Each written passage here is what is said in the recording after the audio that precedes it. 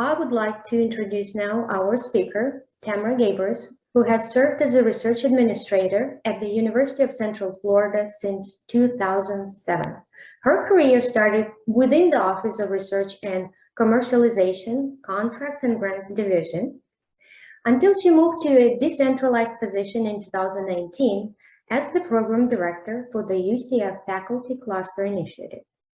She also went on to establish a secondary unit, Preaward shared service in 2020 that provides proposal preparation assistance under a shared services model. Her background consists of pre- and post-award activities, innovation, proposal submission, contract negotiation, and project management. Tamara is proud of her Black and Gold roots, as she also earned her Bachelor's of Science in Psychology and a Master of Science in Criminal Justice at UCF. Go Knights! Tamara, the floor is yours. Thank you, Elena. Okay, so as Elena mentioned, I'm the program director here at UCF for the Faculty Cluster Initiative, Pre-Award Shared Services, and the new and upcoming Research Commons. So we're going to go through some learning objectives today. What to consider when starting from scratch, what you would need in terms of obtaining institutional buy-in, creating an environment that fosters collaboration, and then identifying long-term goals and demonstrating impact. So why is it that we pursue these strategic initiatives? And the truth is that sponsors are demanding increased transdisciplinary research. The days of funding single PI-led opportunities or proposals, they're few and far between these days, because ultimately sponsors are having to do more with less, and they're trying to address society's biggest issues from that integrated platform. They want to be able to address all of the issues that society is encountering, but from all of the different facets. They're funding larger projects that are all-encompassing rather than the several basic research projects with that single investigator. So let's talk a little bit about the Faculty Cluster Initiative here at UCF. We have 9 clusters, the cybersecurity and privacy, violence against women, bionics, genomics and bioinformatics, sustainable coastal systems, disability, aging and technology, learning sciences, and my 2 favorites that I can never pronounce, that I won't even try, React and Rises. So what do we define a cluster as? Basically, clusters are designed to draw upon an institutional's existing strengths by providing additional resources. And resources in these cases can vary. They can range from faculty lines to facilities, staff, or even just an investment of funding. Ultimately, the goal of a cluster is to create a challenge-based group of faculty that translates across different disciplines, moving the needle for the institutional impact. And what does that ultimately mean? The intent of a cluster is to break down those academic silos that happen in the traditional academic setting. So let's talk through some of the ways that you and your organization can evaluate bringing on a cluster program. So there's a few different methodologies, but 2 that I'm going to talk about would be administratively led selection, where you've got that top-down approach. Basically, your senior leadership at your institution, responsible and charged with the strategic mission and vision of your institution, are going to determine which clusters they're going to invest in and ultimately strategically pursue. Where the alternative would be faculty-driven selection. You have faculty who compete for cluster proposals with a faculty panel for the selection process, and they're basically indicating to you, we're on the cusp of something great.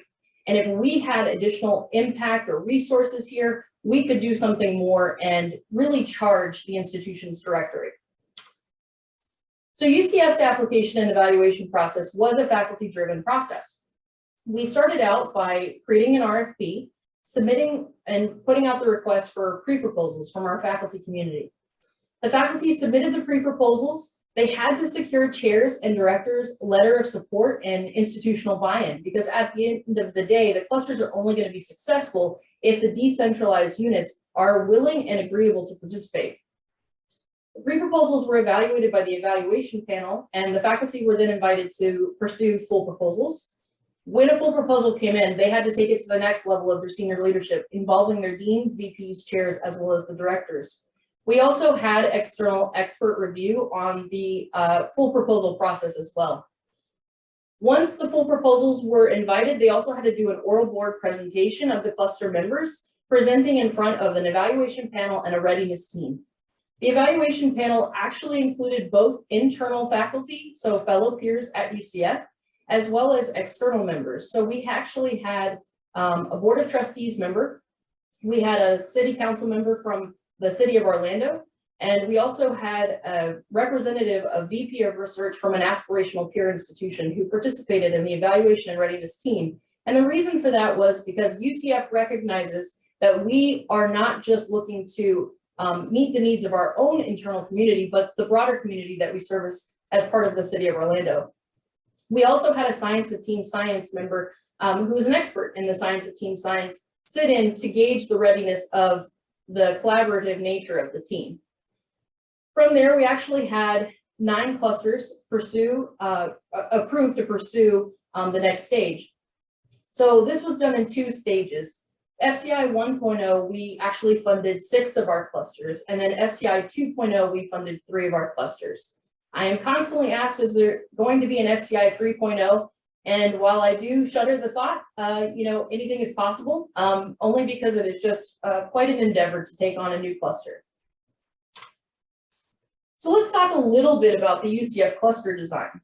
I really want to be transparent in this proposal or this presentation with you today and acknowledge some of the things that both that we anticipated, but things that we also didn't anticipate, so that hopefully you can identify some of these pitfalls in advance of bringing on these new programs. So in UCF's cluster design, we started out actually, the cluster program started out as the brainchild of one of our previous provosts. And so as a result of that, we actually were a program under the Academic Affairs Office. Now, I will say that in the beginning, that was actually really great because it was really bringing forth the forefront that the clusters were going to be something we were going to invest in at UCF. We needed that acknowledgement from senior leadership so that units could feel empowered to join in and put their investment there. But eventually we did have a shift in our leadership where we moved our cluster program under the Office of Research, under the direction of our VP for Research, Dr. Klonoff. Now, the ultimate decision in that was because Dr. Klonoff oversees our centers and institutes. And one of the greatest metrics of success for a cluster is recognizing that they have been able to make themselves into a successful center or institute. I'm proud to say that in our infancy, in a very short amount of time, we actually have 2 centers that have resulted as a result of our program. So let's talk about a little bit about clusters. They're a core group of faculty who are committed to engaging in transdisciplinary research that cross the disciplinary boundaries and ultimately creating a faculty group that complement and strengthen existing areas of expertise. A cluster lead is someone who's appointed to oversee that cluster's day-to-day activities. So that can include strategic planning, scientific trajectory, input on evaluations, promotion and tenure process, and then the cluster budget. I have an FCI director who also oversees each cluster lead to ensure that they're meeting their metrics and that we're meeting the expectations for the institution. Core faculty are defined as either paid or unpaid faculty with an appointment in the cluster. And then the home unit is cluster faculty that are assigned to a department, whether they're either tenure earning or tenured. So again, speaking in that element of transparency, I want to talk through some of the considerations that you want to make as an institution when you're thinking about onboarding clusters. So some of the knowns that we knew financially that we were going to encounter included the salary and fringe per faculty line that we were onboarding as part of the program.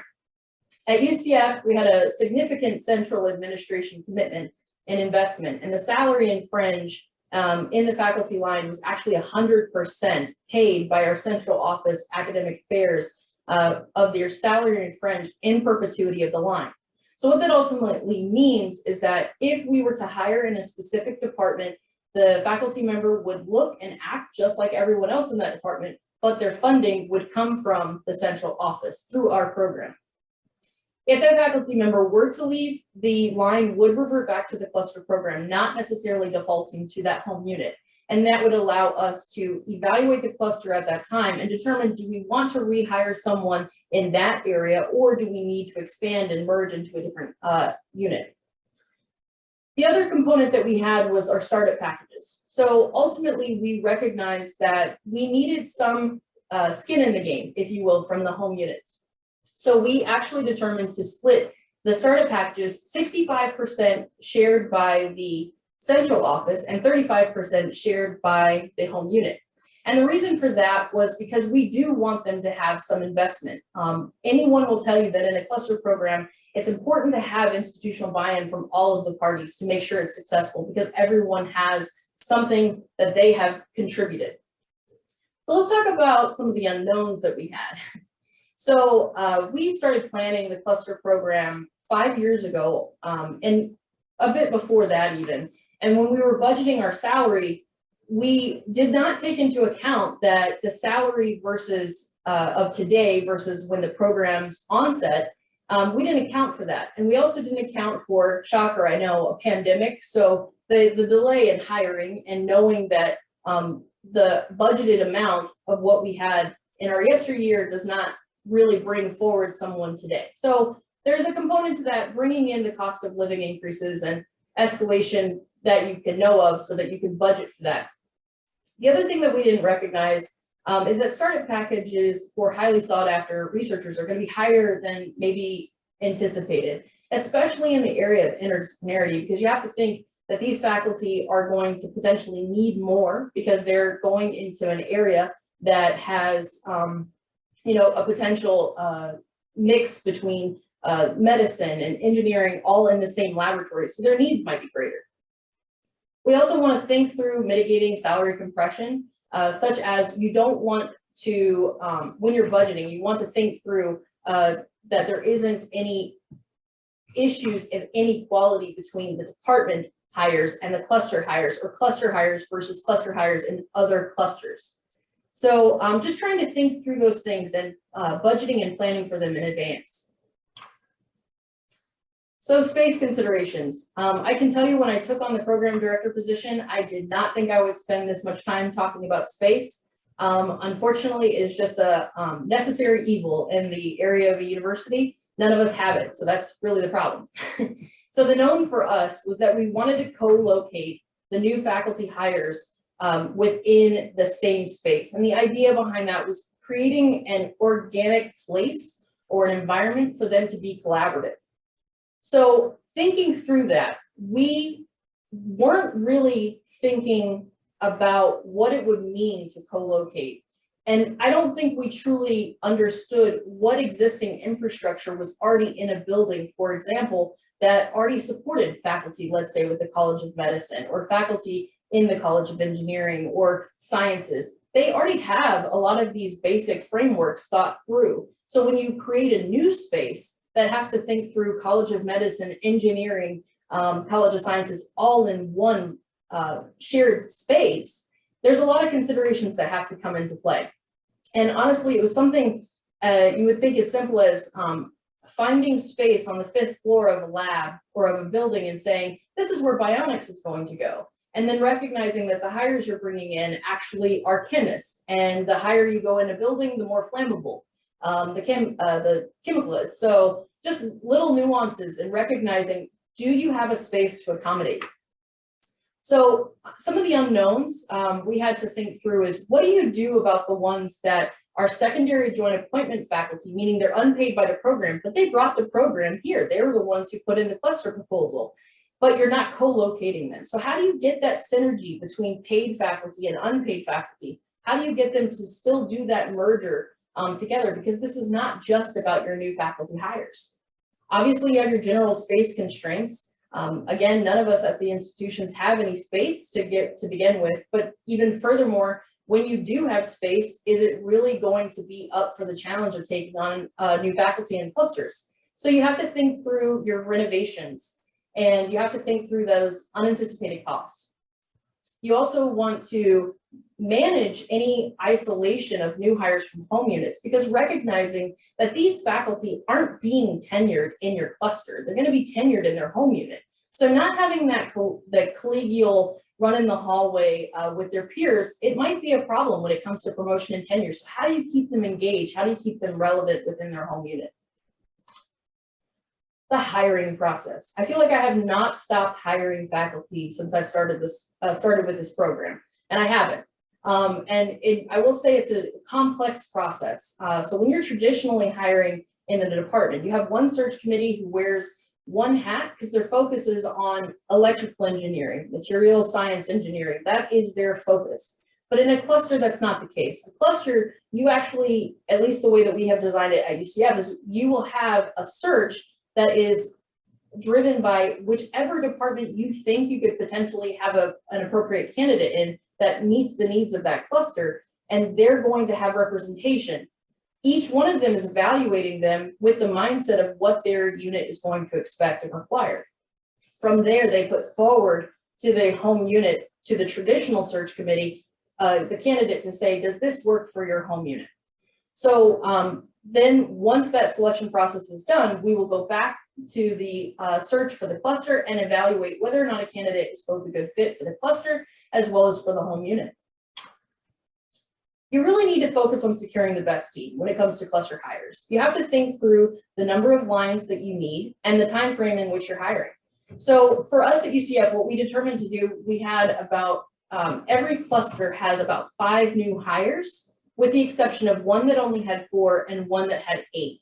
The one that had 8 was actually because during the evaluation process, we encouraged 2 units to bring and merge their 2 proposals together. So we gave them additional faculty hires. It's our largest cluster. You also want to think through the time frame in hiring. I have to be honest, until I got into the faculty cluster initiative, I didn't realize how much lead time you really do in faculty onboarding and that process, and how quickly you have to move each year that you're hiring in your cycles, because ultimately the window of opportunity is very small.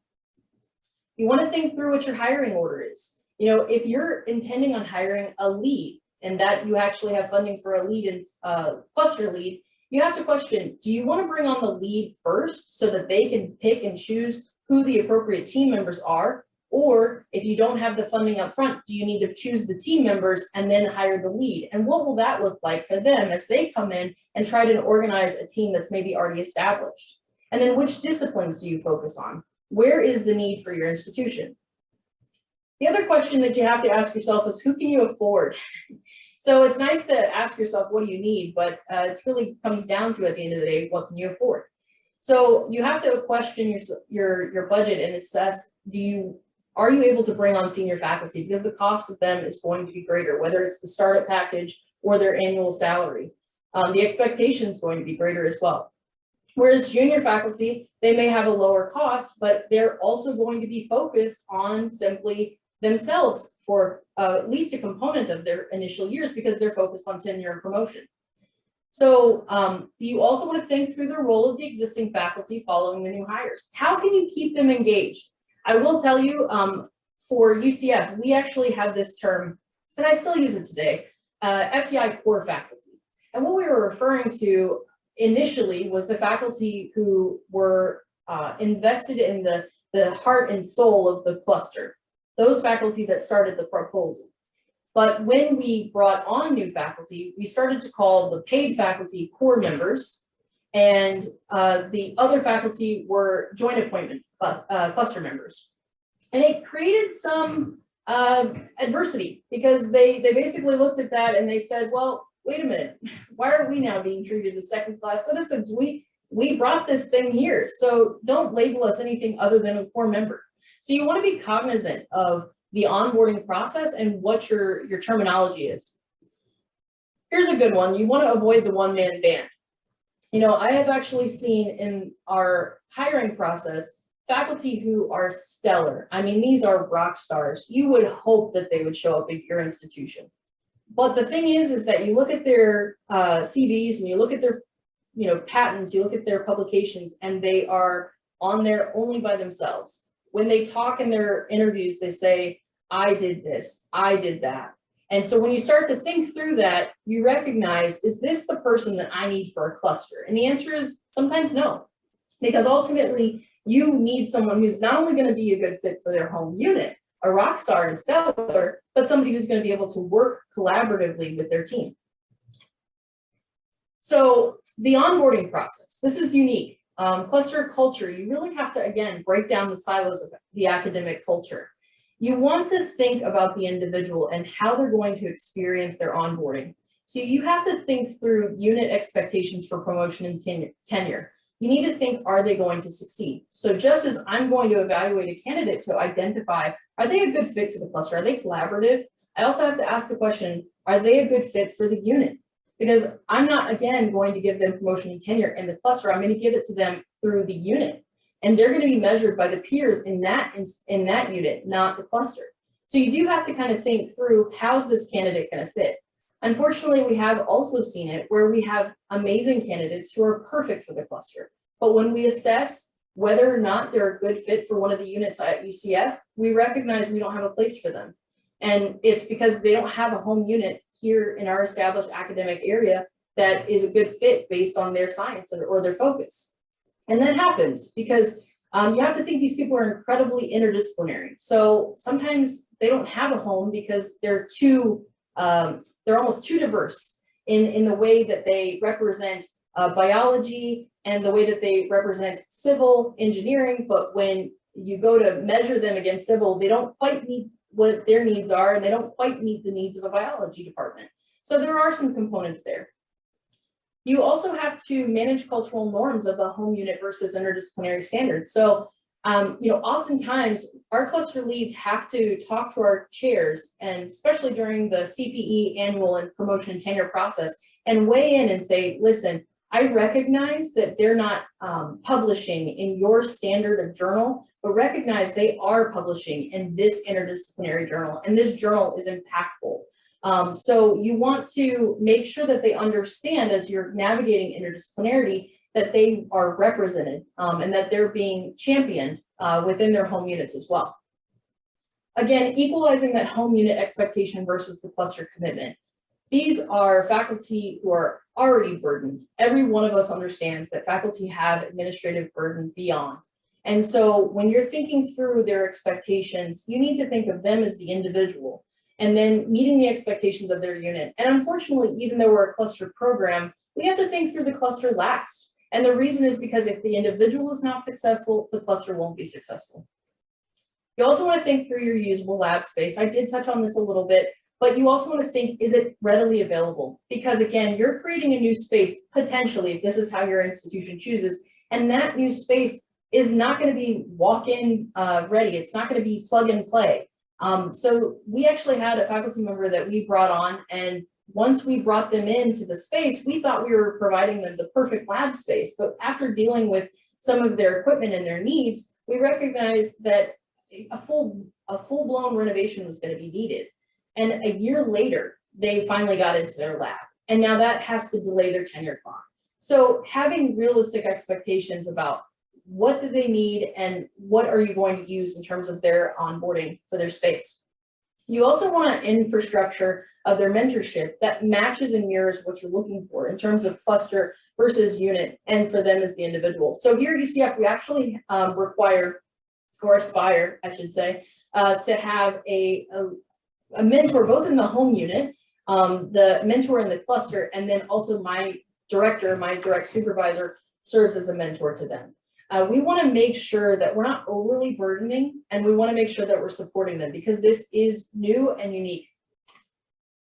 So let's start talking about some tracking of success. So what is your institutional baseline for success of a cluster? Here at UCF, I can tell you that we do recognize that the ability to merge from a cluster to a center is obviously a success story. And we've had 2 of those, so that's fantastic. But we also need to recognize that metrics that are working for a cluster might differ from a traditional academic unit's measurement of success. So here are some examples of metrics that we use that we think account for that collaborative nature. One of my favorite ones in this would be new courses and programs. While we are research intensive, there is obviously an academic component here.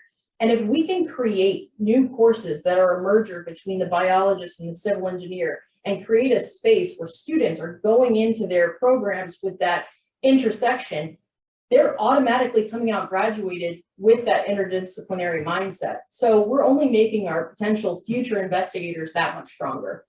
I'm not going to go through this too deeply, but ultimately we did recognize that the research administration for proposal preparation needed to be a little bit different for the clusters, because ultimately we have faculty who span the entire university. So we understood that we are going to have representation from all 13 of our colleges. So when you're working in proposal preparation, sometimes you find yourself being able to have the focus on just your college or just your department. So these teams, this particular team had to be focused on all of the nuances from the entire university. So you really need to make sure that you have a strong administration team, especially for the proposals, because they're ultimately going to be more complex, challenging, strategic, and large, obviously. So the other component to our pre-award, the thought process was also that we are here to eliminate some of the administrative burden that comes with the home units, not having them absorb all of this. So think through the fact that we brought on about 50 new faculty lines. So imagine what the administrative onslaught that would mean for our home units if we hadn't provided this team. The other component of the pre-award is that we do offer the secondary joint appointment, non-paid faculty, the option of working with the cluster program when it's a cluster topic area. And so there's some things you want to think through as you define what that framework looks like. First, you want to recognize indirect return or cost sharing components that you want to think through for the proposal side of the house. And what does it look like? Do you want to make sure that people aren't saying, well, it's running through the cluster program, so it's not my problem? That's not the approach. We're here to serve as an additive to an existing framework, but ultimately it will come back to the home unit at the post-award stage. You want to think through, how does the financial expression get out in the message of when funding comes in? Does it all get earmarked toward the cluster? Here at UCF, we made the determination very early on, we didn't want to be seen as competition to the home units. We recognize the success of this institution is based on the cluster augmenting the home unit, not the cluster, because US News Report doesn't care about the cluster, they care about the home unit. We want those rankings to be bolstered into the unit. So taking all of the credit at the cluster side really didn't do us any benefit as an institution. So we had to think through that. And it was tough at first because you go into the mindset of being territorial and wanting to, acknowledge when success is happening, especially in something new and up and coming like the cluster program. The other thing is you want to think through the facilities proposed. A lot of times, in my former years, I really didn't look at the facilities as closely, but now I find myself with my cluster hat on saying, are they proposing to use cluster facilities? And is that something that the cluster can handle? So you do want to think through, do we have access? Because we do want to be inclusive for everyone to have access to the clusters, but we also have to be mindful of bandwidth. So at this time, UCF does not provide any post-award support when it comes to cluster programs. And I am constantly, probably on a monthly basis, being asked, when is that going to change? Well, when budget changes. And so the other component to this, though, is it's beyond budget. The university is set up, as probably many of yours are, where the systematic approach to your systems, it flows through your college, it flows through your department to your college, it flows based on those silos. So for us to step in and be supporting potentially 13 different colleges, the way that the system is designed, it literally wouldn't work for us. There's a potential that may change in the future, but as it stands right now, our system just isn't driven in the way to be able to support that. The other thing you have to recognize is that this team has to be versed in not only the nuances of every unit, but they have to be responsible for the guidelines and the different types of sponsors for all project types. So if of our 9 clusters, we have NIH, NSF, DOE, education and energy, we have foundations, it really runs the gamut. So being comfortable in navigating all of those types of sponsors is really critical. you need a seasoned team who can kind of take charge in all of those areas. So these are some of the components for research administration that we kind of had to grapple. Which brings us to pre-award shared services. So this is a new unit that we just developed in 2020. And it really became it's been a long-standing conversation that we've toyed with forever.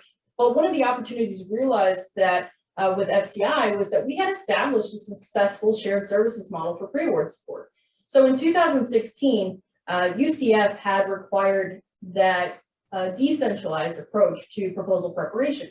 So all business units were basically required to onboard in-house pre-award staff, either at the college or department level. And when I say required, I'd say strongly encouraged. If they didn't, that was fine, but they were making an executive decision that ultimately their faculty may have to bear additional administrative burden than what their colleagues in other units are. So during that process, that mass exodus, I guess, out to the units to create proposal preparation opportunities, there were about 12 units, pretty much all administrative, that at UCF that went without dedicated proposal support. It resulted in 3 different unique opportunities. So faculty were either, again, advised to manage their own additional or administrative oversight of their proposal preparation, but the alternative to that was the Office of Research now providing non-standard services to these 12 unique units. And that really wasn't fair because ultimately they had to take a step back. They had to evaluate and do an assessment of what could be the best way of providing the best checks and balances as the AOR. And also, was it fair for them to provide services to these 12 units that didn't subscribe to hiring decentralized staff when the entire university had already gone on with the program and hired additional staff? Other academic units would also at times step up when it came to administrative duties. So if there was a proposal leaving one of these units that didn't have support, if they had a co-PI in one of the units that did have support, sometimes they were asked to step in to assist with the packaging of those proposals. So what's the impact we're talking about? There was a nominal number of grants per year individually, but collectively they made a comprehensive average of about 80 submissions per year university-wide. These are high-profile entities. They're invaluable to the mission of UCF, and they're out seeking prestigious funding sources without any administrative infrastructure. So when you have your provost reaching out and they don't have access to proposal preparation support, you have a problem. The combined proposed value between these applications that were happening were anywhere from between 12.3 million to 34.3 million, with the average of over 4 years about 22.8 million. So an investigation was conducted by our central office. They sent out a nationwide query, identified a Carnegie One universities who have invested in shared services model, and then they identified the following benefits. The provision of support to executive offices that submit low volume but high profile applications, the option to becoming self-sustaining via indirect return or a per proposal fee schedule, or a potential of mixed mode of both. The collective volume generated enough revenue to employ well-qualified staff. And lastly, it improved the institutional branding through enhanced proposal preparation, yielding increased funding and compliant programs from the onset. Long-winded way of saying it was done well from the onset. So UCF decided to go ahead and make an investment here. In addition to a portion of my time, which is not captured here, I also have 2 dedicated FTE. I have 1 entry-level research administrator and 1 senior-level administrator. The reason, the logic behind bringing this team up through our purview was because we already had FCI. And the concept was combining the same reporting infrastructure allowed coverage to happen in the evolution of the volume. So if I had downtime for my past team, I could potentially augment my FCI team. A little less likely in the reverse, but the ultimate goal was that we were treating them as one comprehensive team. So let's talk through the evolution and kind of where we are now. So we have about a year under our belt now. give or take. And we've processed over 100 applications processed and passed in 1 year. And I'll tell you, when I initially took this on, I was kind of surprised to see that we did have more applications than we had originally budgeted or planned for. And I will tell you the reason is because we recognized and realized that applications were going out the door, whether they were appropriately being processed through the central office. So we had a scenario where proposals were going and we had no clue that they were being submitted without an AOR having approved them. So as PASS formalized, as we did introductions, we started to get more proposals coming out of the woodwork. So additionally, the other components to PASS and its eventual success story would be that we're not only going to be providing proposal support for those core members, but also for pre-award coverage provided on an ad hoc basis for units experiencing prolonged leave of absence, medical leave, or actively searching for replacement positions. I bet you if I did a poll for everyone here, they could easily say that they have lost at least one position in their offices, especially in pre-award support, where, as I think we mentioned in the previous session, that turnover is happening. And so what do you do in those cases? You know, there's not an easy temp agency to go grab for proposal preparation support. So having PASS, people who are already knowledgeable of the institution nuances and the way in which we can develop proposal applications without skipping a beat is critical. I will tell you, I really didn't think that this component of PASS was going to be utilized as much as it has. And in the last, I want to say 5 months alone, we've covered for at least 4 or 5 different areas. Their range in coverage can depend on, you know, a couple of weeks while they're going through the search, or something as long as a couple of months. It really just depends. We do clearly identify the expectation up front, whether that's identifying the number of proposals we're going to do, whether that's a timeline, or managing those expectations. I strongly encourage to have that criteria. So something that we're planning in the future, and we're sort of in a pilot program right now, is proposal support for large interdisciplinary university level initiatives. The intent here is to free up the bandwidth for our unit administration, because we do recognize, especially when it comes to university-wide initiatives, that you need additional support, and taking these folks that are doing their day-to-day off of their desk and focusing just on one, albeit critical, proposal is not a good utilization of their time. So having PASS as sort of an ad hoc potential here is really great. We have already done at least a couple of applications, I would say, that have fit this bill. We did it again through a pilot program just to start the onboarding of the concept and sort of gauge where we're going to find some pitfalls, and we did, but we've had success stories, and those applications have actually been funded. So what are the things that I would encourage you to think through, hindsight being 2020? The proposal volume is going to ebb and flow. So you need to have a system in place where this team is not going to be left out in the cold during those lower volume periods. They don't happen often, but when they do happen, you want to make sure that they're still getting consistency, they're still getting access, because you do get rusty if you don't see something on a continuous, consistent basis. And these people have to be on it, on their game. They have to be able to jump in at a moment's notice and take on something that is extremely complex and challenging. Again, we do not offer post-award support for the proposals that are routed through PASS.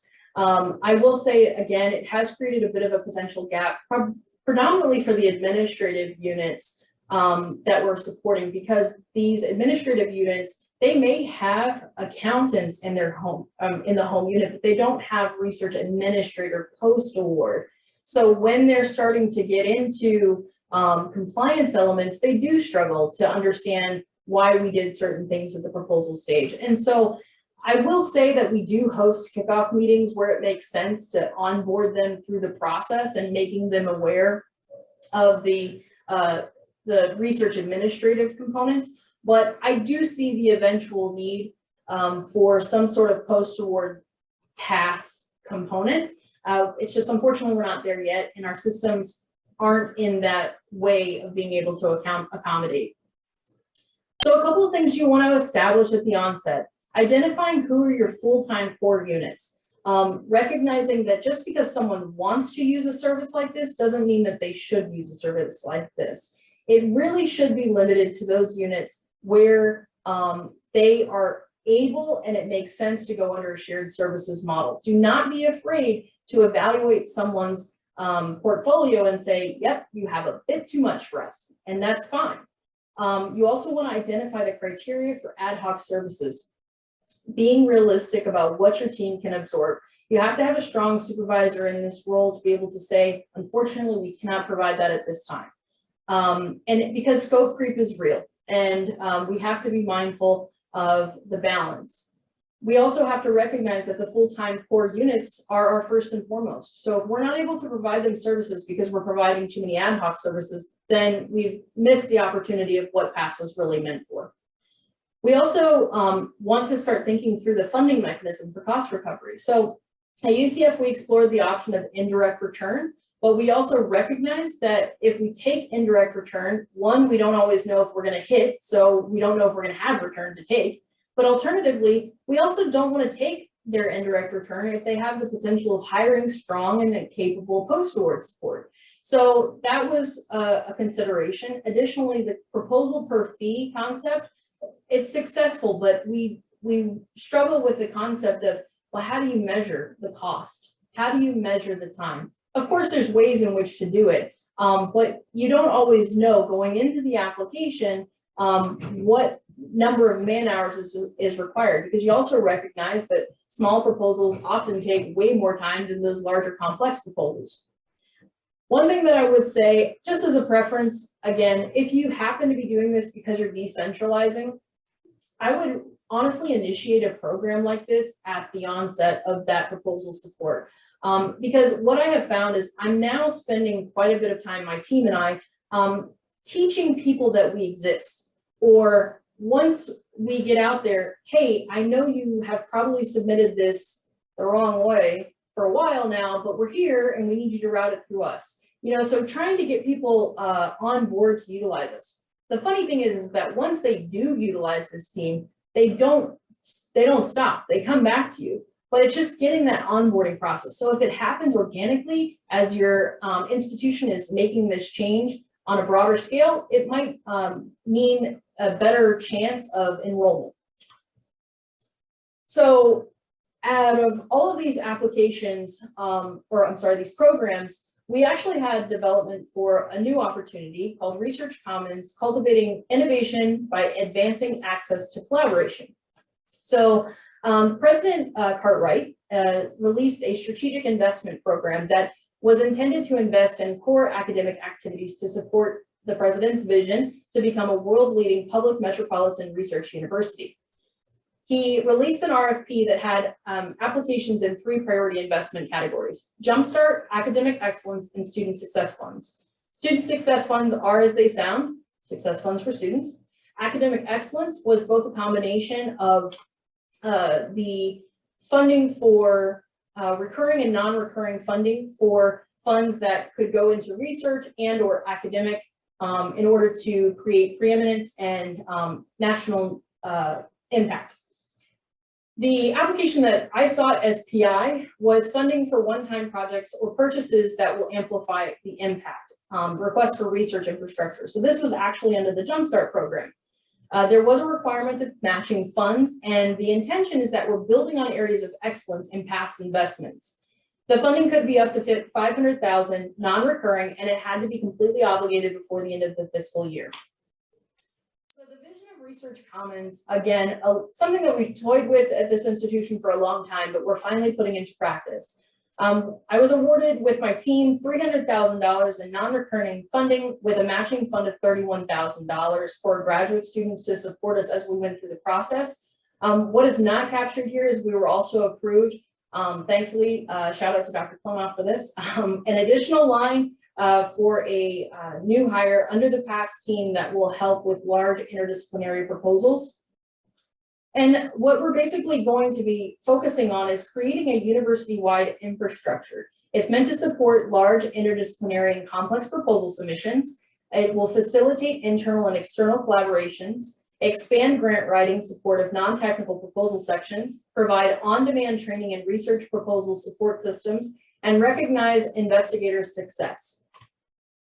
So we're still doing okay on time. So I am going to try, and forgive me because I'm the worst at sharing screens, but I am going to try to show you a video here of what has started out as sort of my inspiration for the Research Commons.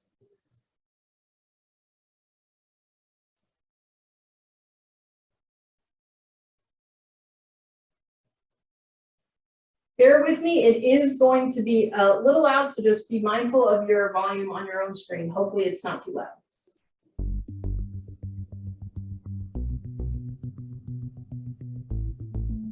Put in the chat if you have trouble hearing it. And one of the challenges for education is figuring out how to best use that tool. So it's our responsibility as educators to make sure that what we use and the way that we use it is actually helping faculty deliver educational content to our students. We want our technologists to bring technology in here to play around with, to get to know it, to understand it, how it could be used, how it could be deployed. But we also want our faculty and students to do the same thing. Come in, play, experiment in a space that invites them to do those sorts of things. And calling it the sandbox really helps to frame it in that fun, kind of playful way. So you should be spending this week wrapping up your research paper. It's a great space for students to work in and take a problem posed to them by their instructor and work through it together collaboratively. But in here, lecture can't be foregrounded. It has to be that kind of student-centered active learning and collaborative learning. To separate it by like subsections, so you can have subsections, you don't have to if it doesn't. You know, with innovation, you're going to have successes, you're going to have less than successes, but you're always moving forward, you're always investigating, you're always exploring, and that makes it a really exciting space where we get a preview of what may be coming at the rest of the university. It's on the shelf in Wayne scales because he's the biochemistry professor, so he has. And then why don't we do October? In a typical learning environment where it's just set desk, it was really hard to kind of get our groups together because we were all so uncomfortable and we couldn't share anything. So it was a lot easier to just be in one set environment and have the maneuverability that we needed. It's more like a lab, which is fantastic. They can work on their projects and then report out very expeditiously in the room. Pretty much everything I do is a flipped class. I go in, I give them a problem, they're working on it. I'm just moving around the room, seeing what's going on, what they're doing. And so they're really lively, they're active, they're talking. I mean, I saw the room and about 15 seconds later, I thought, this could change my entire class. So I begged them to teach in it. The sandbox gives us an opportunity where we can bring in manufacturers and show them this new technology, this new thing that they've got, actually in the environment, and talk about how is it effective, how is it not effective, and how can we work together to build something that's going to be more effective in the future. The sandbox gives us an opportunity to have those conversations with those technology people that I don't think we've been able to have, at least not as effectively before.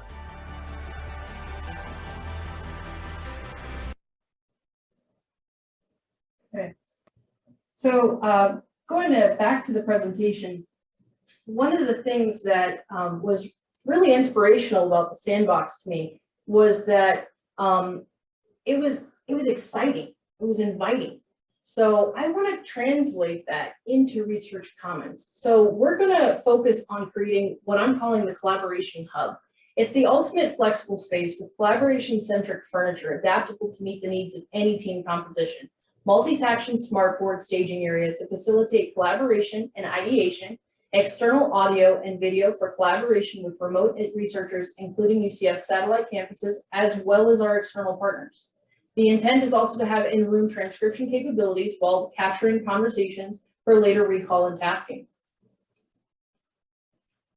Additionally, in this suite that we're visualizing, we're going to have the think tank, which is ultimately dedicated to cultivating intellectual rapport, a team brainstorming and proposal writing space, traditional whiteboards, and favorable furniture for extended writing sessions, workstations with accessible proposal writing software, on-demand access to experienced research administrators to advise on sponsored guideline and expectations, hoteling and office hours for a centralized Office of Research support staff.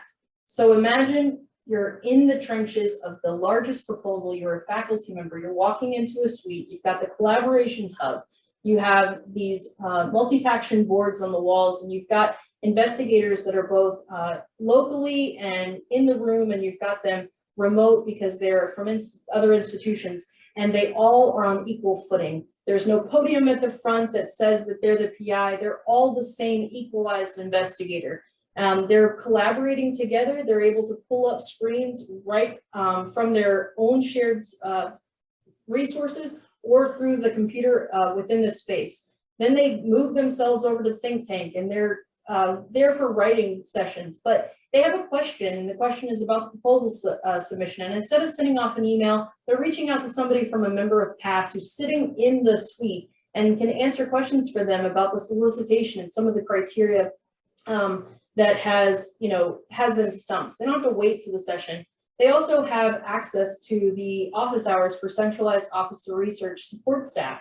So if their home unit department admin want to come in and ask questions because they're stumped about doing something in our system, there's going to be staff who are right there who are accessible to them.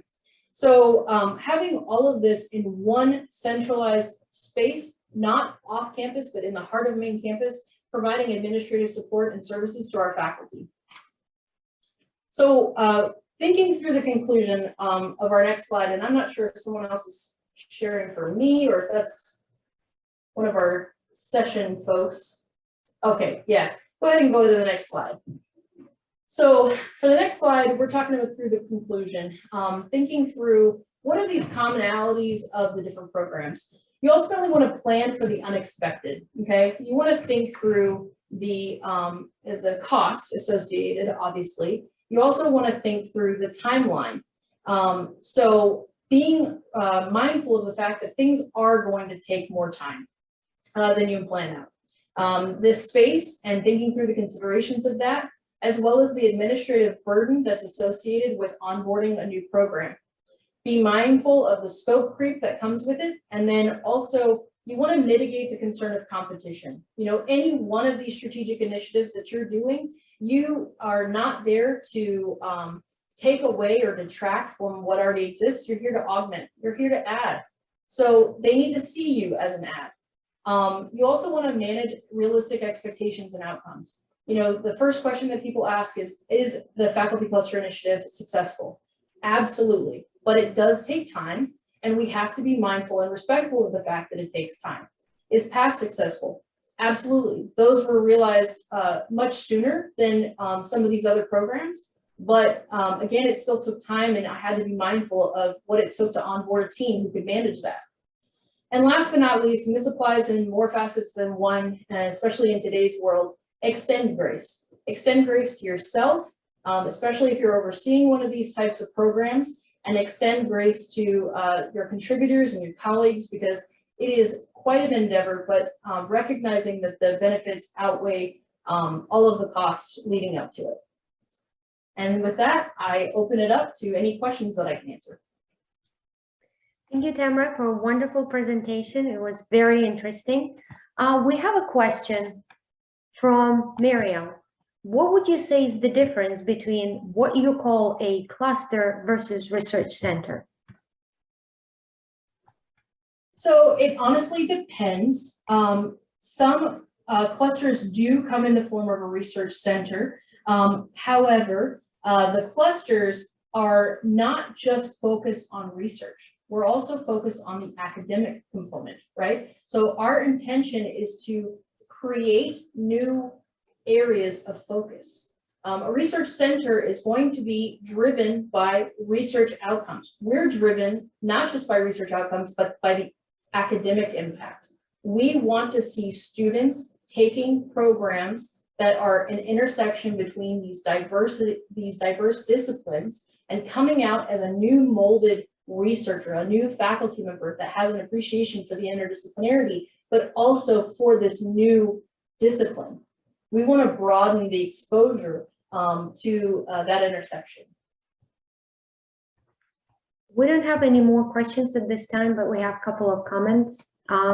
Denise commented that pre-award is hard. Once they are trained, they will be scooped up. And one from Jennifer Shembrook, she mentioned that PASS has been a lifesaver time and time again. Well, thank you for that. I'm very excited to hear that.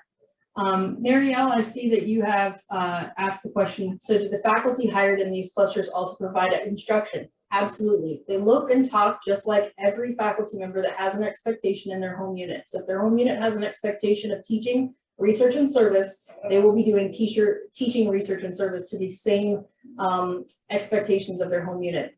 Now, I will tell you that is something I will caution. Cluster faculty do have an extremely research-intensive focus. So with that in mind, we have to sometimes counterbalance the expectation in the home unit in terms of their teaching load, because if they're in a traditional unit that does not have that research intensive expectation, we may have to free some of their teaching burdens, but we do have to coordinate directly with their chair because their faculty teaching assignment is driven by their chair's expectation. Thank you so much. Okay. Well, I think I am officially at the end of our presentation, but I appreciate you guys taking the time out and joining the session today. Thank you, Tamara, for a wonderful presentation once again.